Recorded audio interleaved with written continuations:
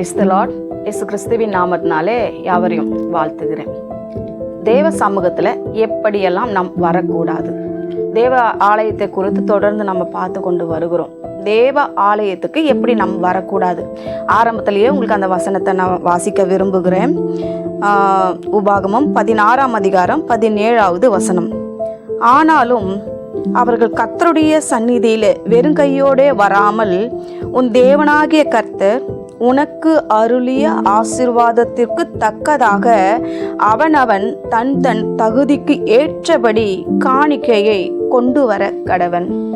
இந்த வார்த்தை ஒன்றொன்று ஒரு வார்த்தையும் தெளிவாய் சொல்லுகிறது. எங்க சபையில எடுத்துக்கொள்ளுங்க, நான் போகிற நிறைய சபைகள்ல நான் பார்க்குறேன். ஊழியத்துக்காக போகும் பொழுதெல்லாம் நிறைய பேரை நான் கவனிக்கிறேன். ஒரு சிலர் என்ன பண்ணுவாங்கன்னா, ஒரு சில குடும்பங்கள் என்ன பண்ணுவாங்கன்னா, காணிக்கையே எடுத்து கொண்டு வர மாட்டாங்க. எப்போதுமே ஒரே போலதான் இருப்பாங்க. ஆனா இங்க வேதம் சொல்லுகிறது, என் சந்நிதியில ஒருவனும் வெறும் கையோட வரக்கூடாது. எதுக்கு தெரியுமா? ஏன்னா நான் உங்களை ஆசீர்வதிக்கிறதுக்காக, அவருடைய ஆசீர்வாதம் எனக்கு அது தங்கும்படிக்காக. இப்போ அவனுக்கு என்ன கொடுத்தாரு ஆண்டவர் உன்னை இவ்வளவு கொடுன்னு கேட்கல, இவ்வளவு அள்ளி கொடுன்னு கேட்கல, உங்ககிட்ட இருக்கிறது எல்லாத்தையும் என்கிட்ட கொடுத்துருன்னு கேட்கல.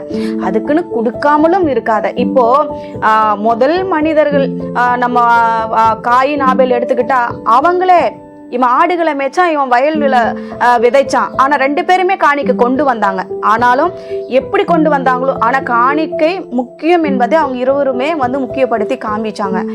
பல புதிய ஏற்பாட்டுல நீங்க பாத்தீங்கன்னா, மார்க்கு 12:42 சொல்லப்பட்டிருக்கிறது, அந்த ஏழை விதவை அந்த 2 பைசாவை போட்டது ஆண்டவர் எப்படி பண்ணாரு? மிகப்பெரிய அளவுல கனப்படுத்தினார். இங்க இருக்கிற அத்தனை ஐஸ்வர்யவான்கள் காணிக்கை போட்ட அத்தனை ஜனங்களுக்கு முன்பதாக இந்த ஏழை விதவை தான் அதிகமாய் போட்டார் என்று சொல்லுகிறார். ஏன் தெரியுமா? அந்த ஏழை விதவை நினைச்சா, நானே ஏழை, நானே கஷ்டப்படுறேன், எனக்கே சாப்பாட்டுக்கு இல்லை, நானே மிகவும் கஷ்டப்படுறேன், எனக்கு அடுத்த வேலை சாப்பாட்டுக்கு என்கிட்ட பணம் இல்லை அப்படின்னு நினைச்சு போடாம இருந்திருக்கலாம். என் கஷ்டம் ஆண்டவருக்கு தெரியும், என்னுடைய சூழ்நிலை ஆண்டவருக்கு புரியும் நினைச்சு போடாம இருந்திருக்கலாம். ஆனாலும் அவங்க சபைக்கு என்ன பண்ணியிருக்காங்க? கர்த்தரை கனப்படுத்துகிற விதத்துல, முக்கியத்துவப்படுத்துகிற விதத்துல காணிக்கை கொண்டு 2 பணமும் 1 பணமும் அவங்க போட்டிருக்காங்க. அதுக்குதான் ஆண்டவர் சொன்னாரு, அவ தனக்குரியது, தன்னுடைய ஜீவனத்துக்குரியது எல்லாவற்றையும் அதில் போட்டு விட்டார். கர்த்தர் கொடுத்ததை ஒரு நாளும் வச்சுக்க மாட்டாருங்க. அது நமக்கு கர்த்தருக்கு கடன் கொடுக்குற மாதிரி அதை நம்ம திருப்பி பல மடங்கு தருவதற்காக நம்மளை கொடுக்க சொல்லுகிறார். கொடுங்கள் கொடுக்கப்படும், இல்லையா? அதே மாதிரி ஒரு சிலர் தசம பாகத்தை கொடுப்பதே கிடையாது, தசம பாகத்தை முக்கியத்துவப்படுத்துவது கிடையாது. தசம பாகம் என்பது 10ல் 1 பங்கு. நிச்சயமாகவே அது பிள்ளைகளாக இருக்கட்டும், நம்ம கையின் பிரயாசங்களாக இருக்கட்டும், பணமாக இருக்கட்டும், எல்லா விதத்திலையுமே முதல் இதுவே ஆண்டவருக்கு கொடுக்கணும். இது எதுக்காக தெரியுமா? என்கிட்ட பணம் இருக்குங்கிறதுக்காக இல்லைங்க, கர்த்தரை கனப்படுத்துவதற்காகவும் அவரை முக்கியத்துவப்படுத்துவதற்காகவும் தான் நம்ம இதை கொண்டு நம்ம இதை போடுகிறோம். சரியா? ஆண்டவர் தெளிவா சொல்றாருல்ல, என் சமூகத்துல, என்னுடைய சந்நிதியில, என்னுடைய ஆலயத்துல ஒருத்தர் கூட வெறும் கையை வீசிக்கிட்டு வரக்கூடாது. உன்கிட்ட என்ன இருக்கோ உன்னுடைய தகுதிக்கு ஏற்ற மாதிரி போடும் தான் ஆண்டவர் சொல்றாரு. ஆகினால இன்றைக்கு நீங்க தெரிஞ்சுக்கோங்க. ஏன் தெரியுமா? நீங்க காணிக்கை போடும் பொழுது அந்த காணிக்கையை எப்படி தெரியுமா ஆண்டவர் ஏற்றுக்கொள்ளுகிறாரா?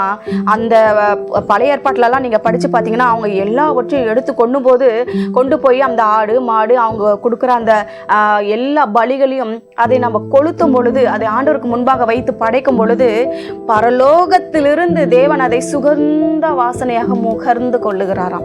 அது அவருக்கு சந்தோஷம், அது அவருக்கு பிடிக்கும். அவரே கேட்கிறாரு. அவர் கேட்டா நம்ம கொடுக்க விடலாம், இல்லைன்னா எப்படிங்க? நீங்களே சொல்லுங்க. ஆகையினால கண்டிப்பாக காணிக்கை தசம பாகம் நம்ம மனிதர்களுக்காகவோ ஊழியர்களுக்காகவோ ஊழியங்களுக்காகவோ எதற்காகவும் இல்லை, கர்த்தருக்காக கொடுக்கிறோம். அவர் சொல்லிட்டாரு, வெறுங்கையோட வர வேண்டாம். இதை நீங்க ஒருவேளை நீங்க யாராவது அப்படி இருக்கிறீங்களா, இதை பார்த்தீங்கன்னா தயவு செய்து இனிமே நீங்க தேவ சமூகத்துல உங்க கையில, உங்க சக்திக்கு தகுதிக்கு ஏற்றாப்புல கையில கொண்டு தேவ சமூகத்துல நீங்க படைக்கும் பொழுது கர்த்தர் அதை சுகந்த வாசனையாக முகர்ந்து பல விதத்துல உங்களை ஆசீர்வதிப்பார். எல்லா விதத்துல நீங்க பலுகை பெருகும்படி செய்வார். அதற்காக தான் உங்களை ஆசீர்வதிக்கும்படி தான் இந்த காணிக்கை. ஜெபிக்கலாமா? நல்ல தகப்பனே, இந்த வேலைக்காக நன்றி செலுத்துகிற ராஜா.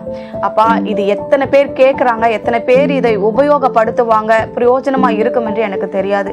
கர்த்தர் பேசியிருக்கிறீர், அவர்கள் இருதயத்துல கிரியை செய்யும். உங்க நாமத்தை மகிமைப்படுத்தும்.